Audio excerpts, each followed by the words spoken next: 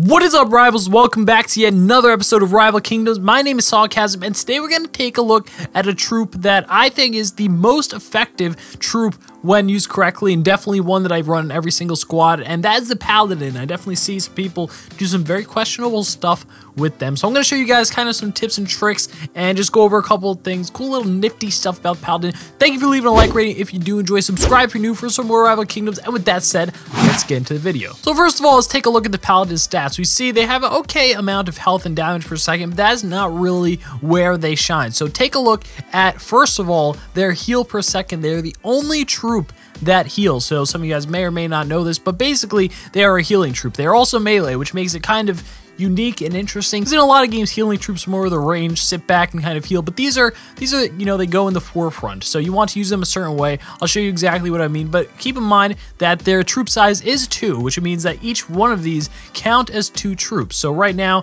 I only have 7 squad space. This means that I only have 3 Paladins total for 1 squad. But once I upgrade my troop portals, they're currently upgrading to get 8 squad space total, which means I'll be able to run 4 Paladin. But the most effective you can have is actually 5 Paladins. So you never want to run more than 5 total Paladins, not 5 squads. That's because of their true specialty. It says nearby allies gain passive health regeneration. This can stack up to 5 times from different Paladins. So if you're running more than 5 Paladins, you're doing it wrong, because you're really reducing the effectiveness of troops you get from the other troops, such as you get some more damage from Wardens, some more tanking from Maulers, etc. So only run 5 absolute maximum. And with that said, let's get into some attacks with this.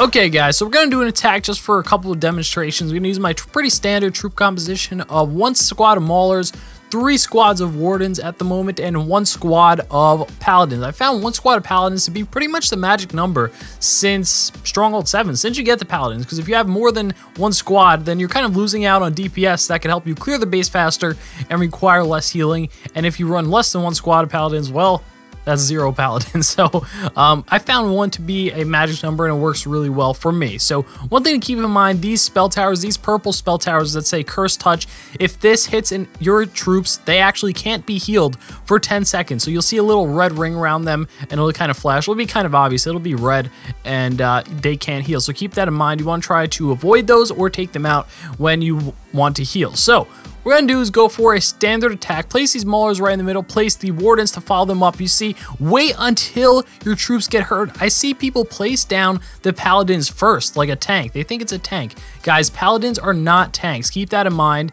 They are literally meant as a supporting unit. The reason they're melee, well, I don't know the exact reason that the designers made them melee, but I mean, the fact that they're melee doesn't mean that you should use them as a tank. Melee doesn't always mean tank. So in this case, they are a support unit. Some people tend to overlook that. So use them after your troop gets hurt, not before. It's not to prevent damage. If you want to prevent damage, you go for a tank. You go for Maulers, you go for soldiers, stuff like that. But if you want to heal up, you want to get your troops back to full, that's when you use the Paladins. So yeah, it's not going to be I wasn't paying attention to this attack, but it's all good. We did get most of the goals. So yeah, let's get to another attack, show you guys another example.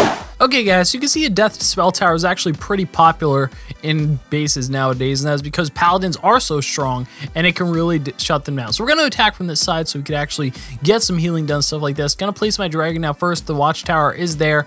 Is that upgrading? No, it's not. So we're going to be kind of scared of that, but I am going to place down my Mauler right now and follow him up with some Wardens, just like before, and we're going to actually pay attention. You need to pay attention to your troops.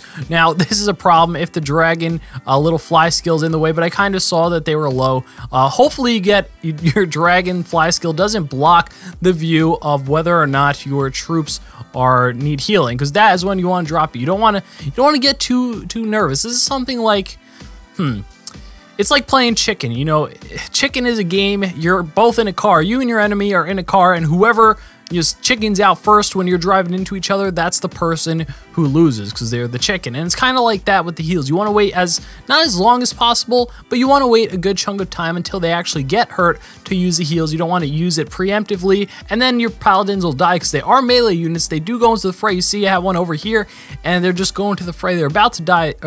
He actually survived. That lone Paladin, she actually survived, rather. But yeah, so hold off as long as you can, while keeping in mind that the second you play place him down, you want to hopefully get your troops healed within a few seconds after that. So, you know, don't wait until as soon as your troops die and then place them after, because obviously if your troops are dead, your troops are dead. There's no revive in this game. There's no revive paladins or something like that. But you want to wait as long as possible while still keeping the troops alive, and you don't want to wait too long. Yeah, so I hope I clarified a couple of things regarding the paladin troops for you guys, because I see people use them as like tank units, and I'm like, what are you doing? Why are you doing that? Do not do that. So yeah, just a couple little tips. I will be doing some more troop specific tips in the future. I hope you guys did enjoy. Thank you for leaving a like rating and commenting if you did enjoy. Subscribe if you do. And with that said, thanks for watching. Peace.